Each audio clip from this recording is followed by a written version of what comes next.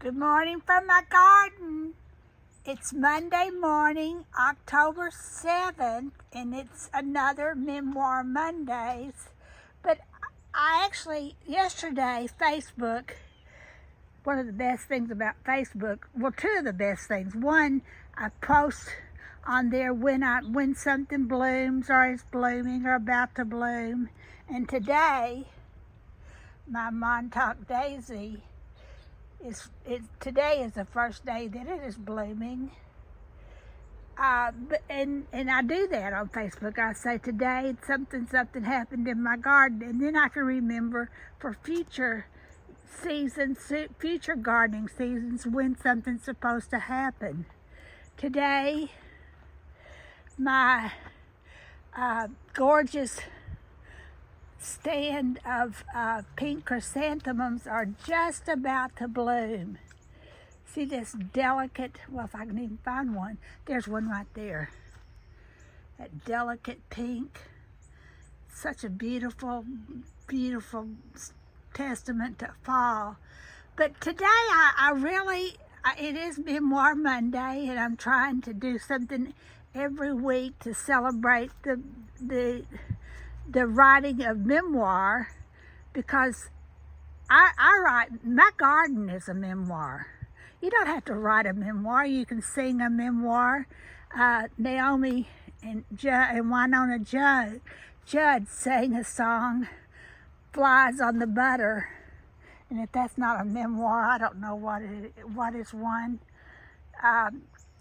We do a lot of things because of our childhoods. We might write, we might sing, we might even dance our childhoods. I write and I paint my childhood.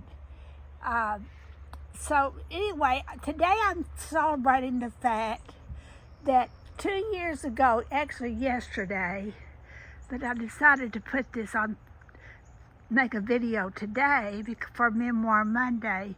2 years ago today, I got my first box of picture books from Penguin Random House. My Donkey Song, the book The Donkey Song, was about to be released in bookstores. That happened about a week later.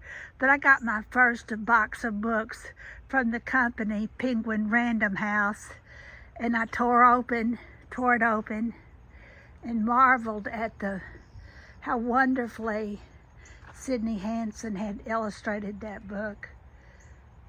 But today I want to tell you, and I've said this before, but today on Memoir Monday, I want to reiterate the fact that the Donkey Song, yeah, it's a story about the birth of Jesus, the nativity story, specifically looking at it from how the donkey might have felt about it, if he had words to say what he might have said. But it's also my memoir. It's my memoir because I grew up in a southern cotton patch, literally, and I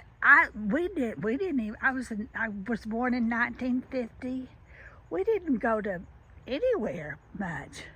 We had a little grocery store in our town, and we called it the department store, because it had blue jeans and a few shoes and a dime store. All a person could need, right? Groceries and a couple of toys. So we didn't leave town much.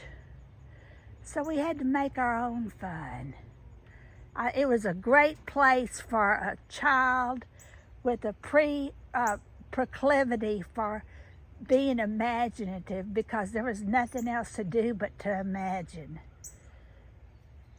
We didn't have a movie theater. I still hadn't gotten to Disneyland. I feel very, very, I almost feel sad about it, but not really, because the fact that I didn't go to Disneyland meant I was free to invent.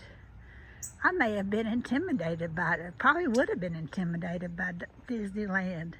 But because I never got to Disneyland, I was free to invent my own Disneyland, or to remember what substituted for Disneyland in my own life. My grandmother's garden was the most magnificent spot in my hometown in terms of color and beauty and fragrance. And because of my grandmother, I attempt to restructure my own fragrant, beautiful testament to nature in my garden.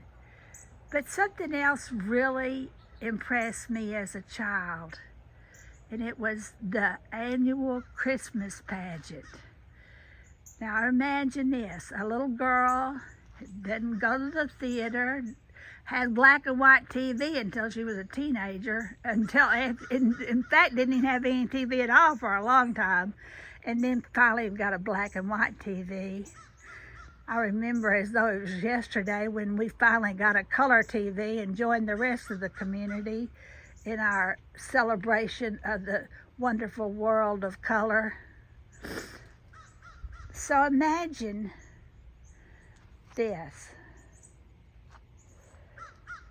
Every Christmas season, all the little girls put on bathrobes or sheets, white sheets over their heads, draped them around their body, and the little boys wore bathrobes. And we were angels and shepherds who had been motivated to go visit the manger where a baby doll Jesus lay.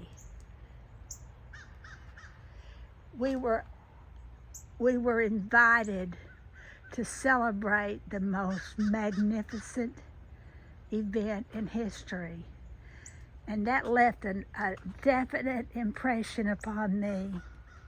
You see, I didn't have much money when I grew up. I wasn't poor. I'm not going to try to say that I was a hillbilly elegy of any kind, because that's not true. It's not true of a lot of hillbilly elegies.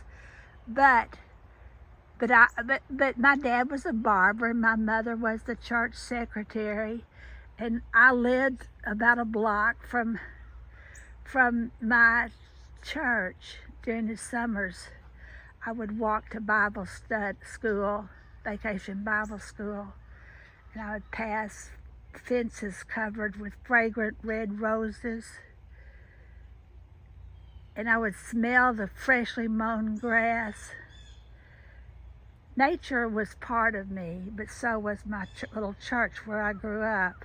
I'm not nearly as good of a Baptist as I ought to be, but it has left an indelible spot on my memory bank, and I wrote about it. Today I'm going to connect a post telling you about the first times that I visited New York City. I was 66 years old. I was 66 years old before I saw a real painting. I'm an artist, and I never saw a real famous painting until I was over 60 years old.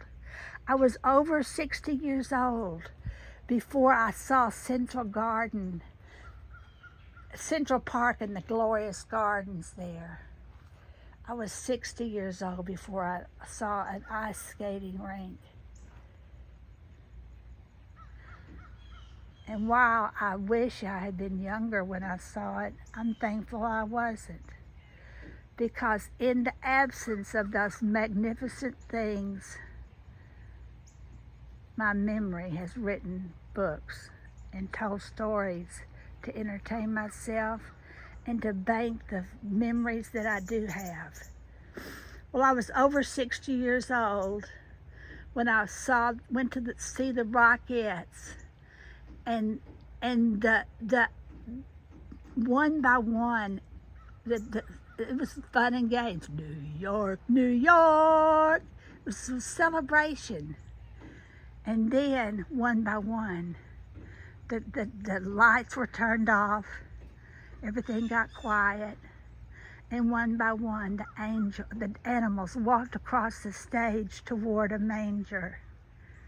Ultimately, these magnificently robed wise men crossed the stage riding on camels, and I wept. I wept because once again I was in my childhood celebrating the Christmases of my past. I went home and finished the donkey song because I am the donkey. I am the little tacky, unglamorous donkey who has been allowed to witness the birth of the King.